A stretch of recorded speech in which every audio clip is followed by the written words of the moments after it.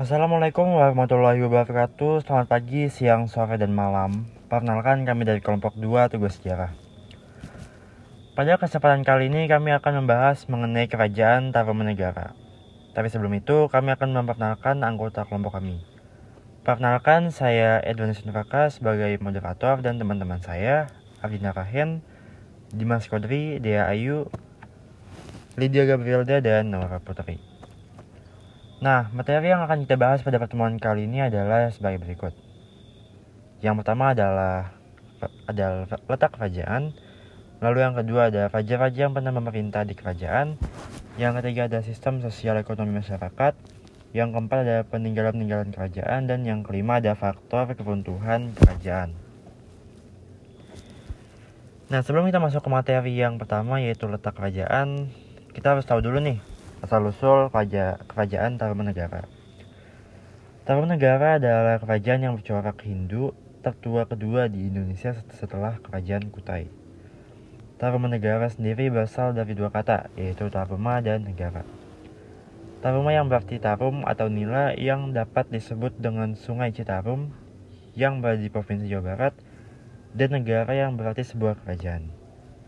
Jadi Tarumanegara terletak di tepi Sungai Citarum, Jawa Barat, yaitu sungai yang membelah pada Jawa Barat. Nah, ini adalah peta Tarumanegara. Kerajaan ini pernah berkuasa di wilayah barat Pulau Jawa pada abad ke-5 sampai abad ke-7 Masehi. Para ahli juga memperkirakan bahwa kerajaan ini berkuasa pada tahun 358 sampai 669 Masehi atas seluruh wilayah Jawa Barat, Banten, dan sekitarnya. Selanjutnya, nama raja yang pernah memerintah akan dijelaskan oleh Lydia. Selanjutnya itu raja yang pernah memerintah. Ada 12 raja yang pernah memerintah kerajaan Tarumanegara. Yang pertama ada Jayasinghawarman, pernah memerintah pada tahun 358 sampai 382 Masehi. Yang kedua ada Dharmayawarman, pernah memerintah pada tahun 382 sampai 395 Masehi. Yang ketiga ada Purnawarman, pernah memerintah pada tahun 395 sampai 434 Masehi. Yang keempat ada Wisnuwarman, pernah memerintah pada tahun 434 sampai 455 Masehi. Yang kelima ada Indrawarman, pernah memerintah pada tahun 455 sampai 515 Masehi. Yang keenam ada Chandrawarman, pernah memerintah pada tahun 515 sampai 535 Masehi.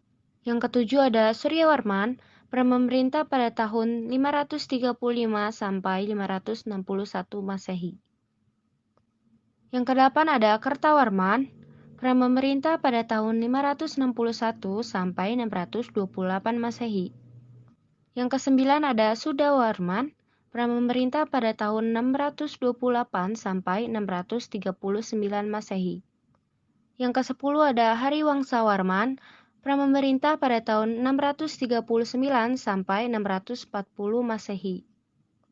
Yang kesebelas ada Nagajayawarman, pernah memerintah pada tahun 640 sampai 666 Masehi.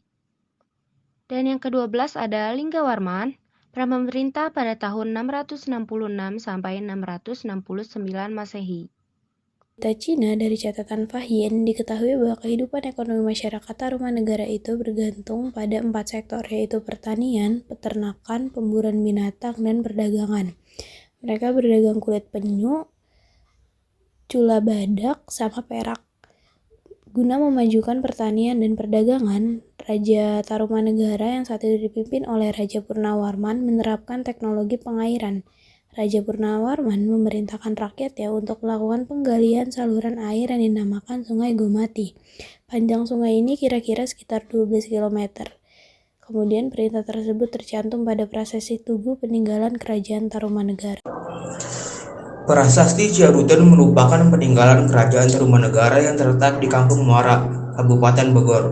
Prasasti ini ditandai dengan bentuk tapak kaki Raja Purnawarman dan huruf Pallawa bahasa Sanskerta yang bertuliskan dalam prasasti Ciaruten berbentuk puisi India dengan irama anustup yang terdiri dari 4 baris. Prasasti Pasir Koleangkap. Peninggalan Kerajaan Tarumanegara berikutnya yakni Prasasti Pasir Koleangkap. Prasasti ini terletak di desa Parakan Muncang, Kecamatan Nanggung, Pada prasasti tersebut terdapat tulisan Keriman Data Keratnyo Narapatir Asamoyah Puro Tarumayanama Ceripuna Farma Para Curari Pucara Bet Yak Vidyata Farmo. Prasasti kebun kopi ini menggunakan aksara Palawa berbahasa Sanskerta. Pada prasasti ini tertulis, di sini tampak sepasang tapak kaki yang seperti tapak kaki Airwata, gajah penguasa Taruma yang agung, dalam dan kejayaan. Prasasti Tugu ditulis dalam aksara Palawa awal berbahasa Sanskerta dalam bentuk sloka dengan metrum anustub. Cerita yang tertulis di Prasasti Tugu berbunyi seperti di bawah ini. Selanjutnya yaitu Prasasti Pasir Awi. Prasasti Pasir Awi terletak di sebelah selatan Bukit Pasir Awi, kurang lebih 559 meter di atas permukaan laut, di kawasan hutan di perbukitan Cipamingkis, Kabupaten Bogor. Penemuan prasasti ini adalah seorang arkeolog Belanda yang bernama N.W. Hoepermans dan dilaporkan pada tahun 1864. Keenam adalah Prasasti Muara Cianten. Prasasti Muara Cianten terletak di Kampung Muara, Desa Ciaruten, Kecamatan Cibung Bulang. Dilaporkan pertama kali oleh N.W. Hoepermans pada tahun 1864.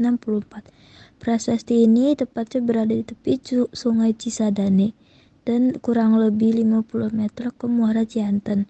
Prasasti ini bertuliskan huruf ikal atau huruf sangka, seperti yang digunakan pada Prasasti Ciaruten B dan Prasasti Pasir Awi. Tulisan pada prasasti ini masih dapat belum dibaca hingga saat ini. Dan yang terakhir adalah Prasasti Cidanghyang. Pada tahun 1947, keberadaan Prasasti Cidanghyang pertama kali dilaporkan oleh T.B. Rocan dan berlanjut tahun 1954. Karparis dan Bokhari berhasil mempublikasikan penelitian prasasti tersebut. Prasasti Cidanghyang ditulis di media batu andesit yang berukuran sekitar 3,2 meter kali 2,25 meter dengan menggunakan teknik pahat. Aksara yang digunakan pada huruf Palawa berbahasa Sanskerta yang bertuliskan seperti yang di bawah ini. Selanjutnya di pembahasan terakhir ada faktor keruntuhan. Yang pertama ada serangan Kerajaan Sriwijaya. Berdasarkan prasasti Kota Kapur, Kerajaan Sriwijaya mengalami keruntuhan pada tahun 650 Masehi. Kerajaan Sriwijaya di bawah Damuntah yang Srijayansa menyerang Jawa. Hal ini dianggap faktor keruntuhan Kerajaan Tarumanegara. Yang kedua yaitu perpecahan. Mengalami perpecahan karena adanya pembagian dari Linggawarman ke Tarusbawa. Hal ini mengakibatkan Tarumanegara mengalami perpecahan menjadi dua kerajaan, yaitu Kerajaan Sunda dan Kerajaan Galuh. Yang ketiga yaitu tidak memiliki penerus. Linggawarman tidak memiliki penerus tahta karena anaknya perempuan, jadi tahta diberikan ke menantunya yaitu Tarusbawa. Namun karena menantunya punya Kerajaan Sunda dan memilih mengembangkannya, jadi Kerajaan Galuh minta memisahkan diri dari Tarumanegara dan tidak dipertahankan lagi.